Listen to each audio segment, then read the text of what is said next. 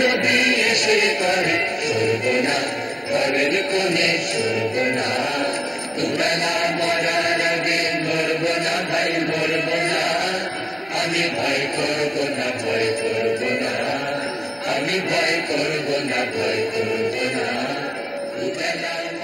এবারে সংগ্রাম আমাদের মুক্তির সংগ্রাম, এবারে সংগ্রাম স্বাধীনতার সংগ্রাম। জয় বাংলা। আমি ভয় করব না ভয় করব না।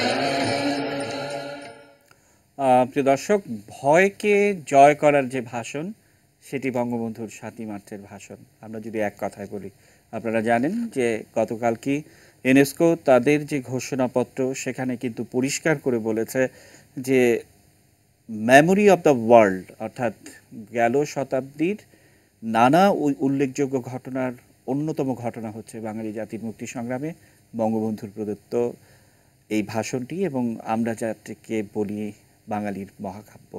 আমরা আসলে সেই মহাকাব্যের নানা দিক নিয়ে আমরা আজকে আমাদের অনুষ্ঠান সাজিয়েছি। আপনারা নিশ্চয়ই জানেন যে ইউনেস্কো তার ঘোষণাপত্রের একটি জায়গায় বলছে যে 10 লক্ষ মানুষকে সাক্ষী রেখে একটি জাতির দিক নির্দেশনা, ঘোষণা, যুদ্ধ কৌশল এবং সর্বশেষ সেই যুদ্ধে জয়লাভ করে একটি বিজয়ী বেশে দেশে ফেরার মতো বীরত্বের ঘটনা ইতিহাসে বিরল। অর্থাৎ গেল শতাব্দীতে এরকম কোনো ঘটনা ছিল না, একমাত্র বাংলাদেশের ছাড়া।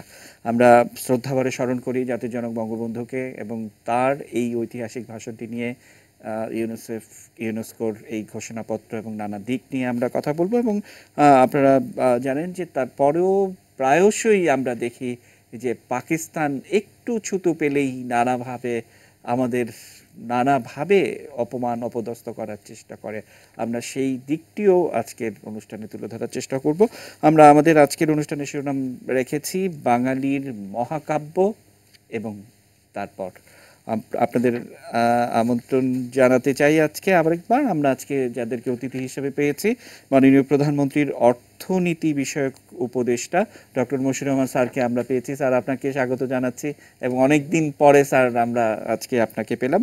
আমরা বিচারপতি AHM শামসুদ্দিন চৌধুরী মানিক স্যারকে পেয়েছি। স্যার, স্বাগত জানাচ্ছি আপনাকে। আমরা অধ্যাপক AKM শাহনেওয়াজ স্যার এবং লেফটেন্যান্ট কর্নেল অবসরপ্রাপ্ত কাজী সাদ্দাত আলী জহির বীর প্রতীক, আপনাদের দুজনকে স্বাগত জানাচ্ছি। এবং যে কথাটি বলছিলাম যে আসলে মেমোরি অফ দ্য ওয়ার্ল্ড 10 লক্ষ লোকের উপস্থিতিতে যে কথা বলেছিলেন স্যার, আমরা মশিউর রহমান আপনাকে দিয়ে অনুষ্ঠান শুরু করব, কিন্তু যে কথাটি আমরা বলতে চাই যে আসলে গেল শতাব্দীতে বেশ কিছু মানুষের ভাষণ নিয়ে আমরা প্রায়শই নানা ধরনের রিপোর্টিং দেখি, আলোচনা শুনি, বক্তব্য শুনি, কিন্তু তাদের বাস্তবতা আর বঙ্গবন্ধুর বাস্তবতা কিন্তু এক ছিল না। আমরা অন্তত আমাদের হাতে যে সমস্ত তথ্য উপাত্ত আছে, আমরা মার্টিন লুথার কিং এর বক্তব্যের কিছুটা অংশ একটু দেখাতে চাই, তারপর আমরা আপনার বক্তব্য শুনব।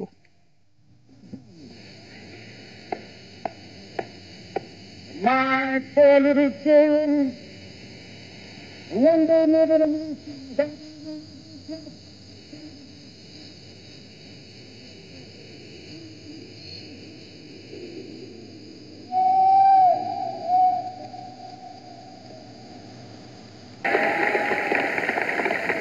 with this faith, we will be able to work together, to pray together, to struggle together, to go to jail together, to stand up for freedom together, knowing that we will be free one day. Let freedom ring, and when this happens, when we allow freedom ring, when we let it ring from every village and every hamlet, from every state and every city, he will be able to speed up that day when all of God's children, black men and white men, Jews and Gentiles, Protestants and Catholics, will be able to join hands and sing in the words of the old Negro spiritual, free at last, thank God Almighty, we're free at last. প্রিয় দর্শক, যে কারণে এই ভাষণটি দেখাতে চাই যে Martin Luther king যখন বলছেন যে আমার একটি স্বপ্ন আছে, এবং এই স্বপ্নের কথা তিনি বলছেন যখন তার পেছনে কেউ কিন্তু বন্দুক কামান নিয়ে বসে নেই, কিন্তু বঙ্গবন্ধু যখন বলছেন এবারে স্বাধীনতার সংগ্রাম, তখন কিন্তু বন্দুক কামান নিয়ে ইতিমধ্যে পাকিস্তানিরা বসে আছে। এই যে বাস্তবতা, এই বাস্তবতার মধ্যে কথা বলা পরিষ্কার করে এবং তারপরেও সেটি পৃথিবীর সর্বশ্রেষ্ঠ ভাষণের একটি ভাষণ হবে, এগুলো কিন্তু অনেক কঠিন ব্যাপার, অন্তত এখানে বসে মনে হয়। আমি একটু মশিউর রহমান স্যারের কাছ থেকে এটার একটু ব্যাখ্যা শুনতে চাই। স্যার, কি বলবেন? বঙ্গবন্ধুর যে ৭ই মার্চের ভাষণ, এটা আমার অভিজ্ঞতা বলবো, আমি যতবার পড়েছি বা যতবার শুনেছি, সবসময় মনে হয় যে এর ভিতরে নতুন কোনো মেসেজ আছে যেটা আগে হয়তো আমার কানে বা আগে মনে আসেনি। যদি এটাকে একটু মনোযোগ দিয়ে পড়া যায় তাহলে দেখা যাবে যে ওই সময়ের যে ঘটনা তার সাথে উনি আগের যে সকল রাজনৈতিক ঘটনা সেগুলোকে যোগ করছেন এবং ভবিষ্যতে কী হতে পারে তাও বলছেন। তার ফলে একটা ধারাবাহিকতা এবং ভবিষ্যতের যে স্বপ্ন সেটা স্পষ্ট হয়ে উঠছে। দ্বিতীয়ত হলো উনি অসহযোগের কথা এর ভিতরে ঘোষণা করছেন এবং তার এই অসহযোগের আবেদনে সারা দেশ সারা জাতি সাড়া দিল। তৃতীয়ত হলো উনি যখনই অসহযোগের কথা বলছেন তখন আবার মানুষে মানুষে যে সম্পর্ক, মানুষে মানুষে যে সমতাবোধ একতাবোধ সেটাও বলছেন। এবং ইদানিংকালে অনেক রাজনীতি বিশ্লেষকরা কনস্টিটিউশনাল পলিটিক্স বলে একটা শব্দ ব্যবহার করেন, যেখানে বিভিন্ন সম্প্রদায় বাস করে এবং তাদের বিভিন্ন রকম বৈশিষ্ট্য আছে।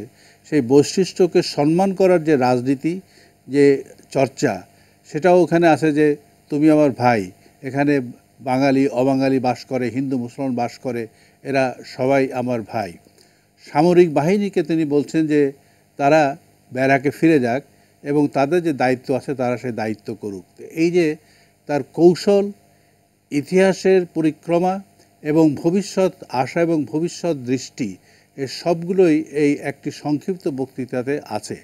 আর একটা লক্ষণীয় বিষয় যেটা এই মার্টিন লুথার কিংয়ের বক্তৃতার যে পরিপ্রেক্ষিত সাথেও ফুটে ওঠে, সে হলো যে মানুষকে মোবিলাইজ করা। কোনো গণতান্ত্রিক আন্দোলনই সফল হতে পারে না যদি তার পেছনে মানুষের সমর্থন না থাকে। বঙ্গবন্ধুর এটা বড় বড় অর্জন যে তিনি এই একটা অবস্থাতে বাংলাদেশের সবাইকে একসাথে করে সংঘবদ্ধ করে মোবিলাইজ করতে পেরেছিলেন এবং সবাই সমর্থন তার পেছনে ছিল। সব দিক থেকে বিচার করলে দেখা যাবে যে এটা একটি অমর বক্তৃতা। এবং অমর আমি বলছি এই অর্থে যে ইতিহাসের সেই বক্তৃতা বা সেই ঘটনাটাই ঐতিহাসিক বলে স্বীকৃত হয়, যেটা কোনো জনগোষ্ঠীর জীবনের পরিবর্তন আনার সূচনা করে, পরিবর্তনকে বোঝার জন্য সাহায্য করে। বঙ্গবন্ধুর এই বক্তৃতাটা এই বাংলাদেশ সৃষ্টির ইতিহাস, বাংলাদেশ স্বাধীনতার ইতিহাস, বাংলাদেশ ভবিষ্যতে কী হবে, এই সবগুলো এখানে একসাথে কমপ্রেস করে এসেছে। এইটাই এই বক্তৃতার মহত্ব। জি স্যার, আমি আসবো। আমি যে কথাটি বলার চেষ্টা করছিলাম যে অর্থাৎ মার্টিন লুথার কিং যখন বলছেন, কিন্তু তার পিছনে কিন্তু কেউ বন্দুক কামান নিয়ে বসেছিল না, কিন্তু বঙ্গবন্ধুর পেছনে বসেছিল, আকাশে হেলিকপ্টারও উঠছিল। এবং এই বাস্তবতার মধ্যে সমস্ত কিছু গুছিয়ে বলা সহজ কাজ নয়। আমরা সেই বিষয়গুলো একটু দেখব। আমি মানিক স্যার আপনার কাছে একটু আসতে চাই। আরেকটি আমি বঙ্গবন্ধুর ভাষণে একটু পরে যেতে চাই। আবারও আমি আব্রাহাম লিঙ্কনের তার সেই বিখ্যাত ভাষণ, গেল শতাব্দীর বা তার আগের শতাব্দীর বিখ্যাত ভাষণ বলে সবাই সেটাকে বলেন, এবং ৪৫০০ বছরের যে বই সংকলনটি আছে সেখানেও দেওয়া হচ্ছে। কিন্তু এই ভাষণটিও একটু নির্বাচিত অংশ আমরা দেখাতে চাই। এবং এই ভাষণেও কিন্তু তার পেছনে কেউ বন্দুক কামান নিয়ে বসে নেই, তিনি তার মতো করে তার পরিবেশ, ভালো পরিবেশেই কিন্তু তিনি বক্তব্যটি রাখছেন। আমরা একটু দেখে নিব আব্রাহাম লিঙ্কনের সেই ভাষণটি। The brave men, living and dead, who struggled here, have consecrated it far above our poor power to add or detract. The world will little note nor long remember what we say here, but it can never forget what they did here. It is for us, the living, rather, to be dedicated here to the unfinished work which they who fought here have thus far so nobly advanced. It is rather for us to be here, dedicated to the great task remaining before us, that from these honored dead we take increased devotion to that cause for which they gave the last full measure of devotion. Shamsuddin Chowdhury মানিক, আসলে এই কণ্ঠটি কিন্তু Abraham লিঙ্কনের নিজের কণ্ঠ নয়, এটি তার ভাষণ। এলান লে বলে একজন অভিনেতা হলিউডের, তিনি এটি পড়েছেন, মানে জাস্ট রেফারেন্স হিসাবে রাখার জন্য। তো আমার একেবারে সহজ প্রশ্ন আপনার কাছে, তখনও কিন্তু তার পেছনে কেউ বন্দুক কামান নিয়ে বসে নেই যে ভাষণ শেষ হওয়া মাত্রই আক্রমণ হবে এবং আকাশে হেলিকপ্টার উঠছে, যেমনটা ছিল বঙ্গবন্ধুর সময়। কি বলবেন স্যার? দেখুন, গ্যাটিসবার্গের অ্যাড্রেস আব্রাহাম লিঙ্কনের বা মার্টিন লুথার কিংয়ের আই হ্যাভ এ ড্রিম, এই দুটো নিঃসন্দেহে বিশ্ব ঐতিহ্যের অংশ। কিন্তু তারপরেও বলবো যে ওগুলোর চেয়েও, এ দুটোর চেয়েও, এই দুই আব্রাহাম লিঙ্কনের বক্তব্য এবং মার্টিন লুথার কিংয়ের বক্তব্যের চেয়েও কিন্তু অনেক বেশি পূর্ণতা প্রাপ্ত ছিল বঙ্গবন্ধুর সেই 7ই মার্চের বক্তব্য। মাত্র 18 মিনিট 45 সেকেন্ড উনি, বঙ্গবন্ধু জাতির পিতা, উনি যে কথাগুলো বলেছেন তা অনেক কয়েকশো পৃষ্ঠার বই লেখেও কিন্তু এটা লেখা যায় না। এবং এখানে উনি 52 থেকে 71-এর সমস্ত বঞ্চনার ইতিহাস পাকিস্তানি আমলের ব্যক্ত করেছেন। তিনি দিক নির্দেশনা দিয়েছেন কি করতে হবে, তিনি সমস্ত জনগণকে জাগ্রত করেছেন। এবং যেটা উনি যদিও বলেননি যে আজ থেকে আমরা স্বাধীন, কিন্তু সেটা বলার বাকিও রাখেননি। সেদিন যদি বলতেন, আপনি যেটা বলছেন যে বন্দুক কামান নিয়ে পাকিস্তানি সৈন্যরা সব প্রস্তুত ছিল, সেদিন যদি উনি বলতেন আজ থেকে আমরা স্বাধীন, তাহলে আরেকটি জালিয়ানওয়ালাবাগ মতো হত্যাকাণ্ড, সেখানে কয়েক লক্ষ মানুষ বলি হয়ে যেত। সুতরাং ওইটা উনি এড়িয়ে গেছেন বটে, কিন্তু কিছু বলার বাকিও রাখেননি। বলেছেন এবারের সংগ্রাম আমাদের মুক্তির সংগ্রাম, এবারের সংগ্রাম স্বাধীনতা সংগ্রাম। উনি বলেছেন তোমাদের হাতে যা কিছু আছে তাই নিয়ে তোমরা প্রতিরোধ গড়ে তোলো। তো এখানে পাকিস্তানিদের প্রতি থ্রেট বা ভয়, সেটাও দেখানো হয়েছে। সেখানে জনগণকে তৈরি করার সমস্ত কিছু বলে দেওয়া হয়েছে। এবং এক কথায় উনি এটা বলে দিয়েছেন যে আসলে আমরা স্বাধীন, যদিও এটা স্পষ্ট করে উনি সেদিন বলতে পারেননি। তো যেটা বলছি যে এত অল্প সময়, এটা কিন্তু দুটো দিক আছে। এখানে আমি একটু বলতে চাই যে তার এই ভাষণের পরের দিনই নিউ ইয়র্ক টাইমস পত্রিকায় একটি পূর্ণ দৈর্ঘ্য আর্টিকেল লেখা হয়েছিল, যার নাম ছিল পয়েট অফ পলিটিক্স। অর্থাৎ আমাদের জাতির পিতাকে নিউ ইয়র্ক টাইমস একজন রাজনীতির কবি হিসাবে উল্লেখ করেছিলেন, তাকে বর্ণনা করেছিলেন একজন পয়েট অফ পলিটিক্স। এবং এখানে কিন্তু তার এই ভাষণে একদিকে যেমন রাজনীতির কথা আছে, আরেকদিকে এটি একটি অপূর্ব কাব্যও বটে। এখন উনি সব শব্দ বেছে শুনে ব্যবহার করেছেন। উনি মুক্তি কথাটাও বলেছেন এবং স্বাধীনতা কথাও বলেছেন। উনি শুধু স্বাধীনতা বলে শেষ করেননি, কারণ মুক্তি এবং স্বাধীনতা দুটো আলাদা কনসেপ্ট হলেও এখানে এই দুটো যে অঙ্গাঙ্গিভাবে জড়িত, এটা ভেবেই উনি বলেছেন। কারণ মুক্তির অর্থে উনি বলেছেন দারিদ্র্য থেকে মুক্তি, অর্থনৈতিক মুক্তি, সাংস্কৃতিক মুক্তি, ক্ষুধা মুক্তি ইত্যাদি, এবং তারপরে স্বাধীনতা, পাকিস্তানি কলোনিয়ালিজম থেকে স্বাধীনতা। উনি জানতেন যে শুধুমাত্র স্বাধীনতা সব কিছু হবে না, মুক্তিও লাগবে। সেখানে পার্থক্যটা হলো মার্টিন লুথার কিং যে কথাটা বলেছেন, এটা he has a dream, I have a dream, উনি স্বপ্নের কথা বলেছেন। কিন্তু বঙ্গবন্ধু কিন্তু বলেছেন বাস্তবের কথা। এবং আব্রাহাম লিঙ্কন যেটা বলেছেন, the government of politics is by the people for the people of the people, উনি government of democracy by the people, এই কথাটা বলেছেন। উনি গণতন্ত্রের কথা বলেছেন। অন দ্য আদার হ্যান্ড বঙ্গবন্ধুটা কিন্তু আরও প্রসারিত, আরও ব্যাপক। উনি মুক্তির কথা বলেছেন, স্বাধীনতার কথা বলেছেন। এবং তার এই যে আপনার ভাষণ, এটি যে একটা বিরাট কাব্যগ্রন্থ, সেই কথা আমরা যদি নির্মলেন্দু গুণের সেই অমর কবিতাটি পড়ি তাহলে পরিষ্কার হয়ে যায়। নির্মলেন্দু গুণ এই উপমহাদেশের একজন অতি খ্যাতনামা কবি এবং উভয় বাংলার নিঃসন্দেহে একজন অত্যন্ত স্বীকৃত কবি।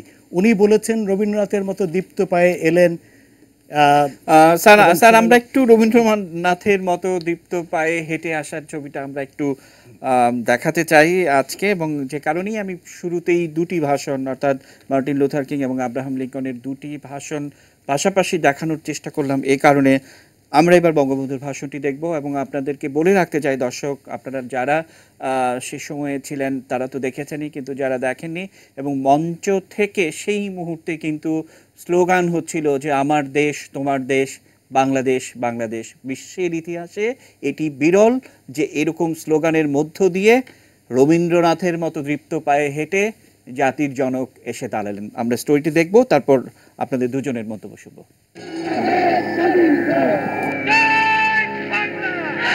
7ই মার্চ 1971, বাঙালির আত্ম আবিষ্কারের সংগ্রামী অভিযাত্রার দিন। বাঙালি উন্মুখ হয়ে আছে এক মহা ইতিহাসের সন্ধিক্ষণের সাক্ষী হওয়ার জন্য। অন্যদিকে টিক্কা খানের নেতৃত্বে ট্যাঙ্ক, কামান, মেশিনগানে সুসজ্জিত পাক বাহিনী স্বাধীনতার ঘোষণা হওয়া মাত্রই ঝাঁপিয়ে পড়বে বাঙালিদের ওপর। একদিকে ছাত্রলীগের তরুণ নেতৃত্ব চাইছেন নেতা আজই স্বাধীনতার ঘোষণা দেখ, অন্যদিকে আওয়ামী লীগের একাংশ মনে করছেন এখনই সেটি উচিত হবে না, আরও সময়ের প্রয়োজন। এমন পরিস্থিতিতে গোয়েন্দা নজর এড়িয়ে সেদিনের সেই শ্রেষ্ঠ বিকেলে রেসকোর্স ময়দানে 3টা 20 মিনিটে সভামঞ্চে আবির্ভাব ঘটল রাজনীতির এক মহাকবির। গম্ভীর এক আবহে তিনি বলতে শুরু করলেন, আজ দুঃখ ভারাক্রান্ত মন নিয়ে আপনাদের সামনে হাজির হয়েছি। আপনারা সবই জানেন এবং বোঝেন আমরা আমাদের জীবন দিয়ে চেষ্টা করেছি। মিনিটে 58 থেকে 60 শব্দ উচ্চারণ করে মাত্র 19 মিনিটে পুরো ভাষণ শেষ করলেন। আর এই 19 মিনিটে তার প্রিয় মানুষদের মোট 5টি প্রশ্ন করলেন। কি পেলাম আমরা? আমার পয়সা দিয়ে অস্ত্র কিনেছি বহিঃশত্রু আক্রমণ থেকে দেশকে রক্ষা করার জন্য।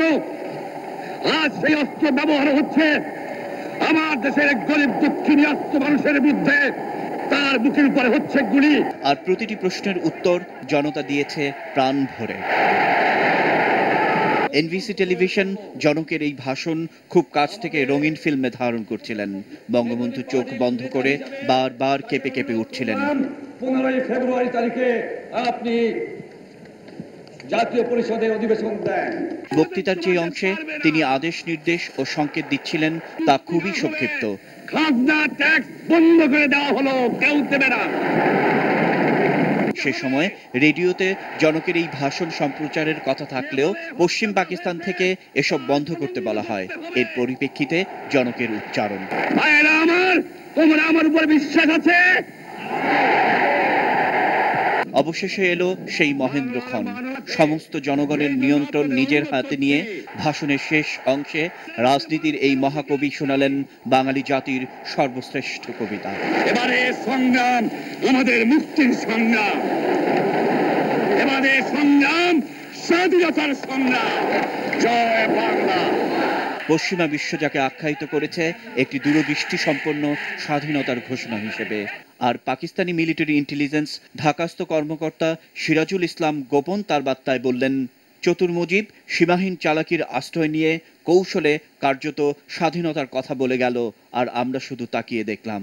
মুজিবকে বিশ্বাস করা, কালক্ষেপণ করা মাত্র, সিদ্ধান্ত প্রয়োজন। তবে ইতিহাস বড় বিস্ময়কর। বঙ্গবন্ধু যখন এই ভাষণ দিচ্ছিলেন তখন তার গায়ে 103 ডিগ্রি জ্বর। সেদিনের সেই সোনালী রোদ্দুরের আলো ঝলমল বিকেলে সেই উত্তাপ তিনি ছড়িয়ে দিয়েছিলেন প্রতিটি বাঙালির প্রাণে। আর সেই উত্তাপেই পাকিস্তান পুড়ে গেল কিনা সেই প্রশ্ন থাকলো ঐতিহাসিকদের কাছে।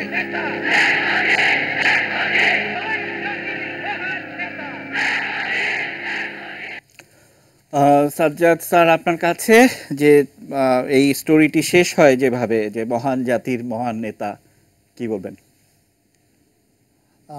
আসল কথা হচ্ছে 7ই মার্চের ভাষণের সেই মুহূর্তটা ছিল পাকিস্তান রাষ্ট্রের জন্য অন্তিম মুহূর্ত, এটা আমাদের মানতে হবে। এটাই ছিল স্বাধীনতার ডাক। এ বিষয়ে কোনো অন্য মতামত থাকার প্রয়োজন হয় না। আমি একটা কথা শুধু বলতে চাই, আপনি খুব সুন্দরভাবে সুরক্ষিত ব্যাপারটা বলেছেন, কিন্তু আসলে আমাদের জানতে হবে কি অবস্থান ছিল। টিক্কা খান ইতিমধ্যে ঢাকায় পৌঁছে গেছেন, বেলুচিস্তানের কসাই। তার কাছে নির্দেশনা নিশ্চয় দেওয়া হয়েছিল। একটা ব্রিগেড সৈন্য ছিল, একটা আর্টিলারি রেজিমেন্ট ছিল, একটা ট্যাঙ্ক স্কোয়াড্রন ছিল, 16টা এয়ারক্রাফট ছিল টারমেকের মধ্যে, এবং 14টা অ্যাটাক হেলিকপ্টার ছিল। বঙ্গবন্ধু সবই তথ্য জানতেন, সেদিন তিনি অসুস্থ ছিলেন। আরেকটা কথা বলতে চাই যে এই ভাষণটা আরেকটা দিক আছে। যতগুলো নেতার কথা আপনারা বলেছেন এখানে, ওদের মধ্যে Martin Luther king, Abraham Lincoln, আরও আছে বেশ শ্রেষ্ঠ ভাষণের মধ্যে, প্যাট্রিক হেনরি, এডমন্ড বার্ক, তাদের সমস্ত স্পিচগুলো রিহার্সাল দেওয়া ছিল। প্রত্যেকের হাতে একটা কাগজ ছিল। বঙ্গবন্ধু কোনো রিহার্সাল করেন নাই, কোনো কাগজ দেন নাই। এবং মার্টিন লুথার কিংয়ের ব্যাপারে বলতে চাই, তার ভাষণের এক পর্যায়ে যখন ভাষণটা ফ্ল্যাট হয়ে যাচ্ছিল, তখন মাহিলা জ্যাকসন বলে একজন গসপেল সিঙ্গার চিৎকার করে বলেছিল, Martin Martin tell us about your dream. তখনই তিনি বলেছিলেন যে I have a dream, prompting হয়েছিল। আর সুরক্ষিত এই বিষয়টা, মার্টিন লুথার কিং তো সুরক্ষিতভাবে আব্রাহাম লিঙ্কনের স্ট্যাচুর নিচে দাঁড়িয়ে ভাষণ দিয়েছিলেন, প্যাট্রিক হেনরি দিয়েছিলেন রিচমন্ড ভার্জিনিয়াতে একটা চার্চের মধ্যে, এডমন্ড বার্ক দিয়েছিলেন ব্রিটিশ পার্লামেন্টের মধ্যে। আমরা সব ভাষণের কথাই জানি। আব্রাহাম লিঙ্কন তার তো সৈন্য সামন্তর সঙ্গে এই ভাষণটা দিয়েছিলেন। এত অরক্ষিতভাবে এত সাহস কেমন করে আসলো? তখন আমি পাকিস্তানের সেনানায়কদের কথা শুনেছি। তারা একজন আমাকে জিজ্ঞেস করলো, তুমি আমাদেরকে উর্দুতে বলো কি উনি বলতে চেয়েছেন। আমি যখন পুরো ঘটনাটা বললাম, একজন চিৎকার করে বলল, উই হেট হিজ গাটস, তার সাহসকে আমরা ঘৃণা করি। এত বড় সাহসী মানুষ, এটাই আমাদের মনে রাখতে হবে। আরেকটা কথা, সেদিন ইতিহাসের মহানায়ক মহাসেনাপতি হিসাবে তার 10 লক্ষ সৈনিককে বলে গেছিলেন, এবারের সংগ্রাম আমাদের মুক্তির সংগ্রাম। 10 লক্ষ মানুষের মাধ্যমে তিনি 7.5 কোটি মানুষকে দিক নির্দেশনা দিয়েছিলেন। এটাই হলো সবচেয়ে বড় একটা তথ্য। আরেকটা কথা বলতে চাই যে অধিকার বঞ্চিত মানুষের কাছে তিনি কথা বলেছেন। সে অধিকার বঞ্চিত মানুষ নিশ্চয়ই শুধু বাংলার অধিকার বঞ্চিত মানুষ না, বিশ্বের সমস্ত অধিকার বঞ্চিত মানুষকে তিনি সেদিন আশা জগিয়েছিলেন একটা ভাষণের মাধ্যমে। ইতিহাসে বলা হয় একটা ভাষণ কিভাবে একটা জাতিকে একত্রিত করতে পারে, একটা জাতিকে দিক নির্দেশ দিতে পারে এবং একটা জাতিকে একটা উদ্দেশ্য দিকে ধাবিত করতে পারে। তাই বিশ্বের 2400 বছরের ইতিহাসে জ্যাকব ফিল্ড 41টা ভাষণ লিপিবদ্ধ করেছেন, তার মধ্যে বঙ্গবন্ধুর ভাষণটা আছে, the speech which drove the nation for a goal. Sir, আসলে আমি যেই জায়গাটিতে ফোকাস করতে চাই যে প্রত্যেকটি ভাষণ আমরা যদি দেখি বা বোঝার চেষ্টা করি বা পড়ার চেষ্টা করি, তারা কিন্তু তাদের সেই একটা সীমাহীন একটা আরামদায়ক পরিস্থিতির মধ্যে থেকে ভাষণগুলো দিয়েছেন।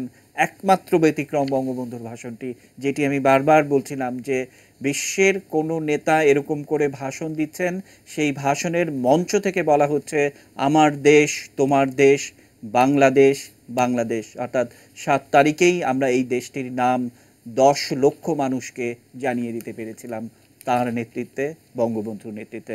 আমরা ভাষণের আরও নানা দিক আমাদের কাছে রয়েছে, আমরা বিশ্বের বিভিন্ন আর্কাইভ থেকে অনেক কিছু পেয়েছি, আমরা হয়তো আজকে দেখাবো। দর্শক আমাদের সঙ্গেই থাকুন, আমরা ছোট্ট একটি বিরতি নিয়ে ফিরে আসতে চাই। থাকুন এটি নিউজের সঙ্গে।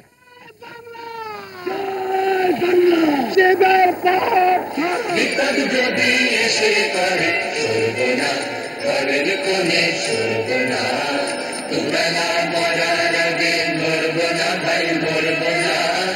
আমি ভয় করব না, ভয় করব না, আমি ভয় করব না, ভয় করব না।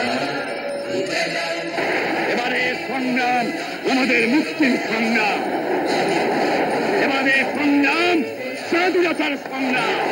জয় বাংলা। আমি ভয় করব না, ভয় করব না।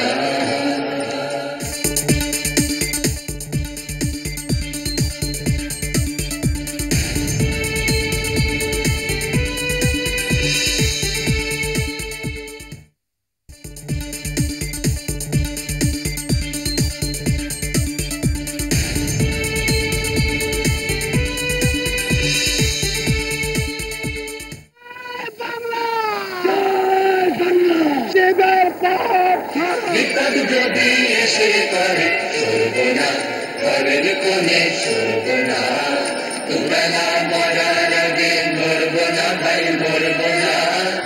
আমি ভয় করব না, ভয় করব না, আমি ভয় করব না, ভয় করব না। এবারে সংগ্রাম আমাদের মুক্তির সংগ্রাম, এবারে সংগ্রাম স্বাধীনতার সংগ্রাম। জয় বাংলা। আমি ভয় করব না, ভয় করব না। তো দর্শক, বিরতির পর আবারও আমন্ত্রণ জানাচ্ছি, দেখছেন এটি নিউজ এবং আমরা যে বিষয় নিয়ে কথা বলছি বাঙালির মহাকাব্য।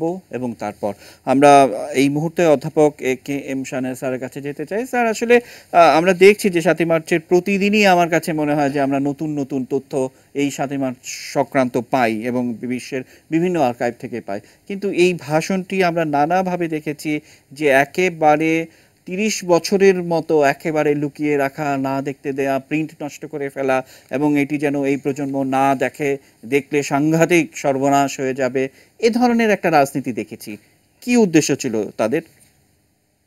দেখুন, আমি আপনার এই প্রশ্নের সাথে সাথে আমি 1996-তে চলে গিয়েছিলাম এই মুহূর্তে, যে আপনার এই উদ্দেশ্য প্রথমে আমাদেরও বিস্মিত করেছে ওইখানে এসে, যে 96-তে আপনারা জানেন যে তখনও বিএনপি শাসনের শেষ দিক, এডিবির একটা বড় বাজেট ছিল যে স্কুল পর্যায়ের এনসিটিভির বইপত্রগুলো সংস্কার করে নতুন করে করা।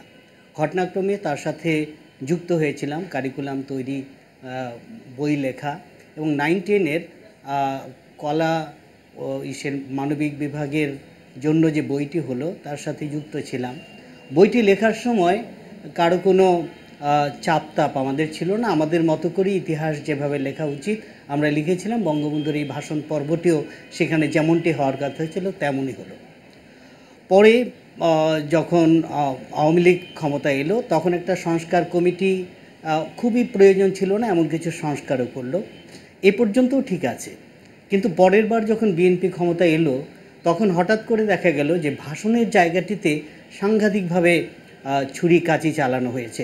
সেখান থেকে বোধহয় আপনার প্রশ্নের সূত্রপাত আমার মনে হয়, কারণ সেখানে এই যে আগের বইতে যে মূল ভাষণের মূল কথা, এবারের সংগ্রাম মুক্তির সংগ্রাম, এবারের সংগ্রাম স্বাধীনতার সংগ্রাম, এইগুলো দিয়ে বইটা যেভাবে তৈরি করা হয়েছিল একেবারে ভাষণটার মোদ্দা কথাগুলো দিয়ে, সেগুলো অপসৃত হলো এবং সেই জায়গায় খুব ইচ্ছাকৃতভাবে ভাষণের কথা বলে 4টা পয়েন্ট করা হলো, যে পয়েন্টের সাথে মুক্তি সংগ্রামের বিষয়টি যুক্ত ছিল না বা স্বাধীনতার আকাঙ্ক্ষার বিষয়টি যুক্ত ছিল। ওই যেখানে ছিল যে নির্বাচিতদের হাতে ক্ষমতা হস্তান্তর করতে হবে, ব্যারাকে ফিরিয়ে নিতে হবে, এই জাতীয় কম গুরুত্বপূর্ণ বিষয়গুলো সেখানে হাইলাইট করা হলো।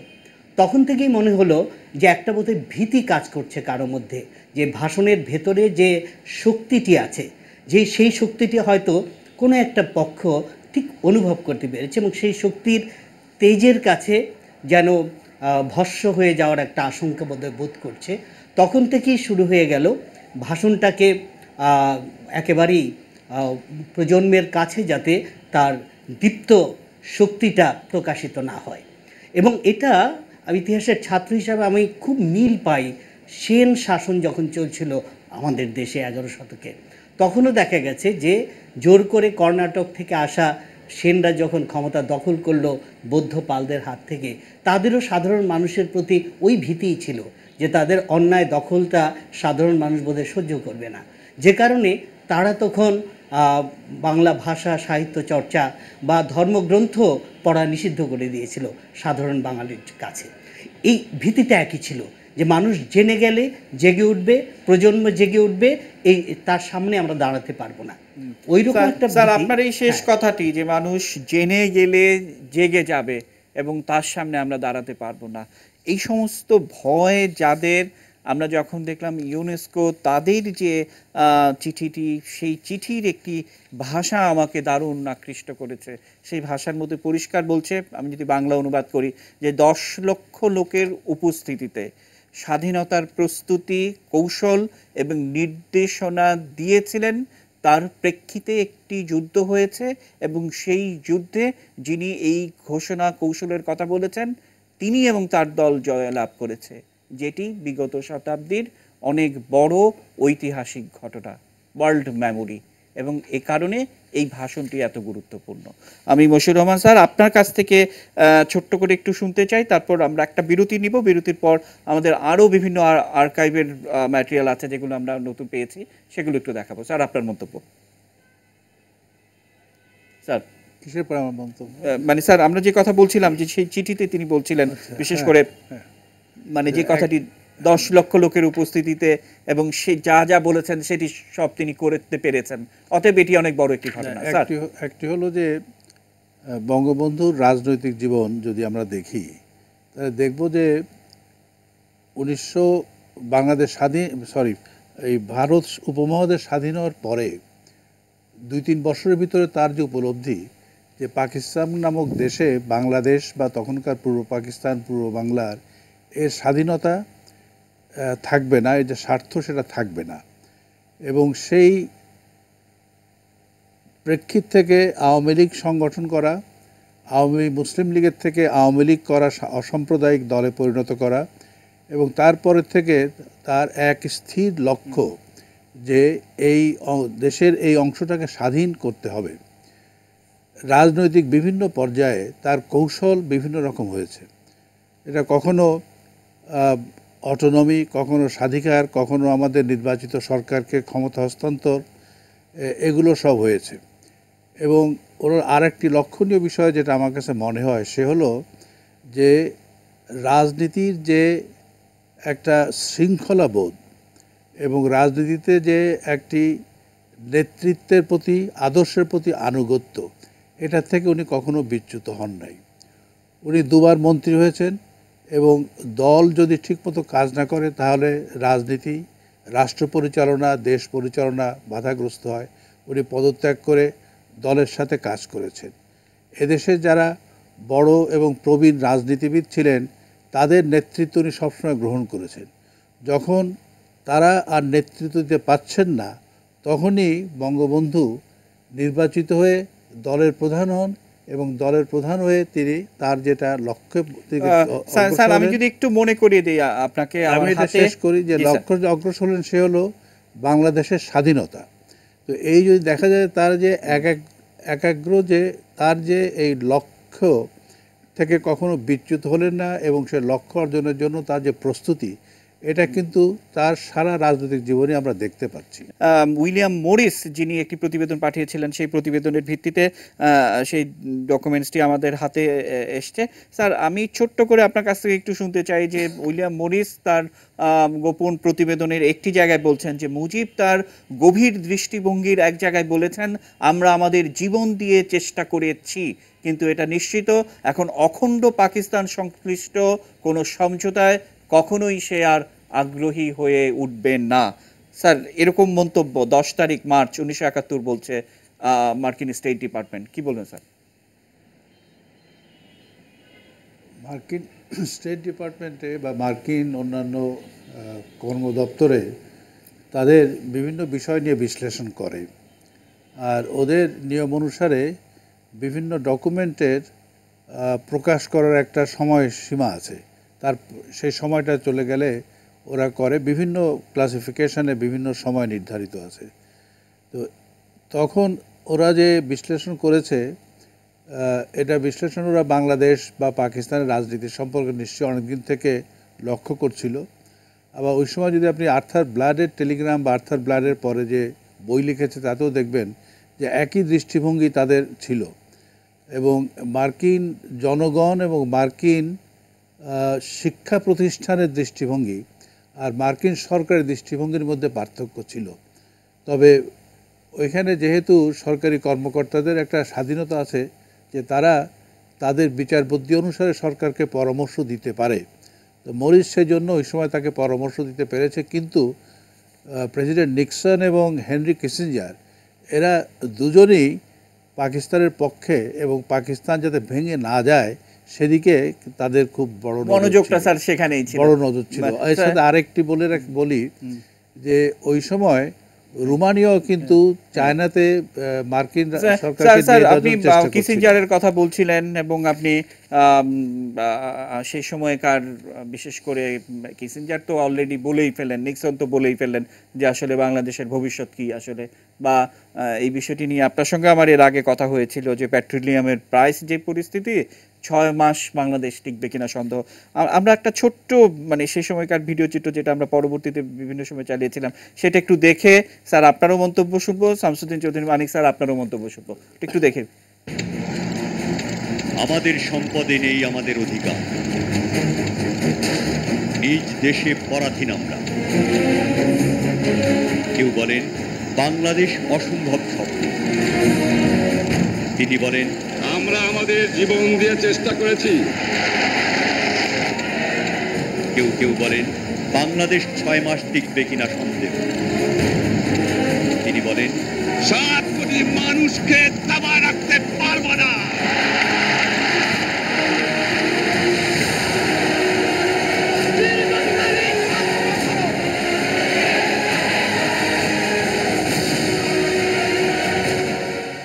স্যার আমরা যদি পরিষ্কার করে বলতে চাই, এই তো আসলে বাস্তবতাটা তো এরকমই ছিল যে 7ই মার্চের সেই ভাষণ যে আমি প্রধানমন্ত্রিত্ব চাই না, আমি আমার মানুষের অধিকার চাই। আমি একটু মানিক স্যার আপনার কাছ থেকে শুনতে চাই যে সেখানে একটি জায়গায় যে মানুষের চেয়ে প্রধানমন্ত্রীর চেয়ে মানুষের অধিকার বড়, এটি বলার মাধ্যমে বঙ্গবন্ধু শেখ মুজিবুর রহমান স্মরণকালের সবচেয়ে বেশি জনপ্রিয়তার শীর্ষে আহরণ করছেন এবং জীবিত মুজিবের চেয়ে মৃত মুজিব পাকিস্তানের ঐক্যের জন্য অনেক বেশি বিপজ্জনক, জনপ্রিয়তা কমানোর কার্যকর পরিকল্পনা নেওয়া যেতে পারে। অর্থাৎ 10 তারিখ 1971 সালের এরকম স্টেট ডিপার্টমেন্ট এরকম রিপোর্ট দিচ্ছে, আপনি কি বলবেন? দেখুন, উনি যে একজন অত্যন্ত বিচক্ষণ দূরদৃষ্টা ছিলেন এটা তার এই ভাষণ থেকে স্পষ্ট হয়ে যায়। উনি বলেছেন 10 কোটি মানুষকে দাবিয়ে রাখতে পারবে না, এই ধরনের একটা পজিটিভ টার্মের কথা তিনিই বলতে পারেন, যিনি একজন ভিশনারি, উনি ছিলেন একজন ভিশনারি। এবং আমরা যদি তার সারা জীবন এর ইতিহাস বিশ্লেষণ করি তাহলে কি দেখতে পাই, উনি জীবনের একটা বৃহৎ অংশ কাটিয়েছেন জেলখানায়। আপনার সেই এই সাউথ আফ্রিকার নেতা ছাড়া এত অধিক সময় কারাবাস অন্য কোনো পৃথিবীর অন্য কোনো নেতা কিন্তু করেননি। তো এগুলোর থেকে যে জিনিসটা পরিষ্কার হয়ে যায় যে ওনার জীবনের প্রতি ওনার নিজের জন্য ওনার দরদ ছিল না, ওনার দরদ ছিল দেশের জনগণের মুক্তির জন্য। এবং ওনার সারা জীবনের সাধনা, সারা জীবনের দর্শনই ছিল বাঙালি জাতির মুক্তি। উনি সেটাই চেয়েছিলেন এবং সেই উদ্দেশ্যে উনি সফল হয়েছেন। এখানে একটি কথা আমি না বলে পাচ্ছি না, সেটা হলো গতকাল এই ইউনেস্কোর এই স্বীকৃতির পরে যারা বঙ্গবন্ধুর 7ই মার্চের ভাষণ একেবারে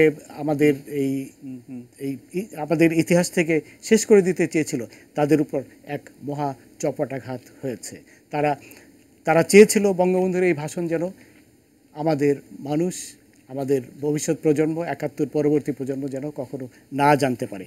কিন্তু আজ এটা সব নতুন প্রজন্ম, পুরনো প্রজন্ম সকলেই জানতে পারল যে বঙ্গবন্ধুর ভাষণ ছিল অভূতপূর্ব এবং এক অমর কীর্তি। জি স্যার, আমরা আসলে যেহেতু আমরা বলছি আজকের আমাদের অনুষ্ঠানের শিরোনাম রেখেছে বাঙালির মহাকাব্য, এবং আমরা আসলে আমাদের পলিটিক্স প্লাসের যে আয়োজনটি আছে সেই আয়োজনটিতে আপনাদেরকে আমন্ত্রণ জানাতে চাই, সেই আয়োজনে আপনাদের নিয়ে যেতে চাই।